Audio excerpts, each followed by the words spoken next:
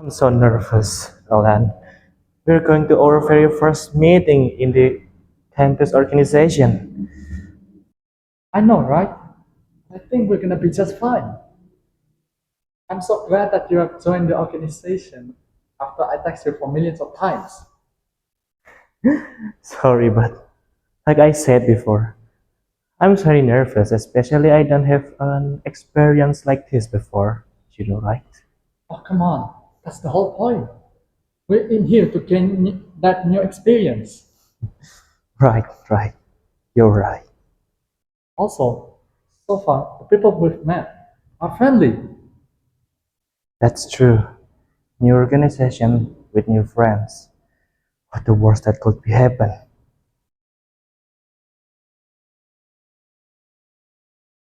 Oke teman-teman, kita mulai ya. Buat rapat kali ini kita bakal membahas konsep seminar bulan depan. Buat kalian para mahasiswa baru, selamat bergabung ya. Terima kasih, Kak. Senang bisa bergabung, Kak. Sebelum itu, boleh kalian perkenalkan diri? Ya, terima kasih. Halo, saya Arthur. Saya mahasiswa asing yang baru saja bergabung di sini. Saya berasal dari Amerika. Salam kenal. Halo, kenalin saya Alan, saya berasal dari UK. Salam kenal. Oke, semoga kalian betah ya. Santai aja, nanti kalau ada pertanyaan bisa tanya ke kami kok. Kalimat keramat. Wah, iya. Nah, ada usulan buat konsep acara? Aku ada ide, Kak. Boleh.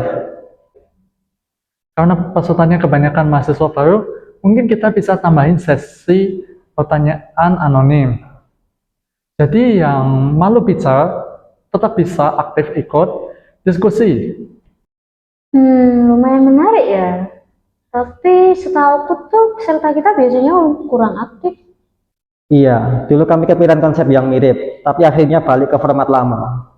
Oh, kalau menurutku mungkin Santai aja, nikmatin aja dulu. Nanti juga lama-lama ngerti kok gimana sama organisasi ini. oh iya, Kak.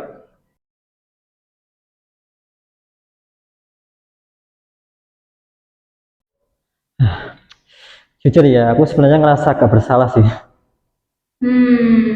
Sebenarnya emang bagus sih. Mereka kan punya pendapat nih, ada kontribusi ke kita. Tapi coba dipikir lagi deh. Aku lebih takut kalau semisal mereka nanti ternyata ngacauin acara kita. Iya kan? Kan mereka kan masih mahasiswa luar. Dan juga mereka baru gabung ke organisasi ini.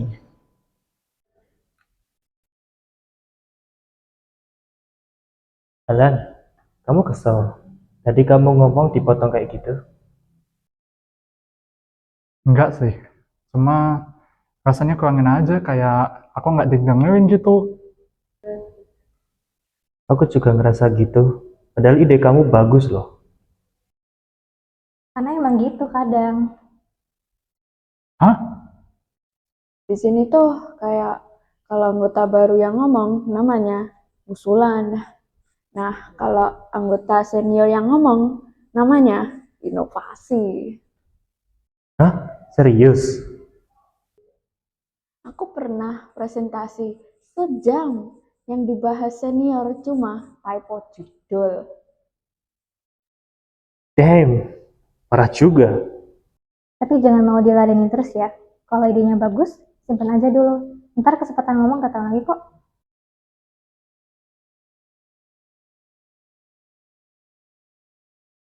Oke, kalau nggak ada tambahan, kita pakai konsep lama aja ya. Aku ada tambahan. Apa? Kita tambahin sesi pertanyaan anonim. Kayaknya bagus. Oh, boleh juga. Cepet banget diterimanya. Maksudnya? Enggak, aku cuma penasaran aja. Tadi pas ada itu ngomong, idenya ditumpas. Kayak biasa aja gitu. Kok sekarang jadi menarik? Iya ya. Kayaknya tadi kami nggak dengerin sampai habis. Boleh nggak kalau kamu jelasin lagi? Aku. Iya, kita dengerin sekarang. Jadi aku mikir, kalau peserta baru biasanya takut dianggap pertanyaannya aneh. Kalau anonim, mungkin mereka bakal lebih nyaman. Dan kita juga bisa tahu apa yang sebenarnya mereka butuhkan. Sebenarnya masuk akal juga sih. Iya, dan gak terlalu susah buat diterapin juga. Nah, kan anggota baru masih bisa kontribusi daripada duduk manis doang dengerin kalian. Emang anggota baru biasanya begitu? Rahasia negara itu. Oke, makasih teman-teman buat partisipasinya. Ini udah waktunya kita buat nyelesain rapatnya. Sebelum pergi, kalian bisa ambil nasi kotaknya dulu ya. Wih, makasih, ngerepotin aja. Ini gratis kan? Buat kalian berdua bayar. Ya, buat yang tadi, makasih ya udah nyampein idenya. Gak apa-apa kak, aku juga ngerti. Mungkin kakak cuma udah terlalu terbiasa sama cara kerja sebelumnya. Iya ya. Aku juga baru nyadar kalau ternyata kita lebih gampang dengerin omongan orang yang udah lama kita kenal daripada orang baru. Padahal kan pendapat mereka juga belum tentu buruk. Maaf aja kemarin nggak dengerin ide kalian secara seksama. Nggak apa-apa kak, nggak kami pikirin juga. Nah, akhirnya sadar juga. Berisik. Well, setidaknya berisiknya kami berguna. Oh, berarti kami sekarang boleh ngomong lagi. Boleh, asal jangan pas kamu lagi makan aja. Nah, untuk rapat berikutnya kita bakal bahas soal pembagian tugas. Well, pendapat kita bakal didengerin kan? Iya ya.